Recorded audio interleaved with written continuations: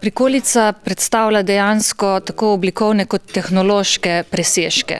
Se pravi, ponujamo rešitve, ki so prvič videne v industriji, stopili smo korak stran od standardnih proizvodov, standardnih rešitev ali od percepcije, kaj prikolica predstavlja. In nekako imamo slogan, da v bistvu spreminjamo camping, we are turning camping into glamping. Se pravi, spreminjamo kampiranje v dejansko eno doživetje polno luksuza, brez kompromisov, ki jih drugače morajo sprejemati kempisti.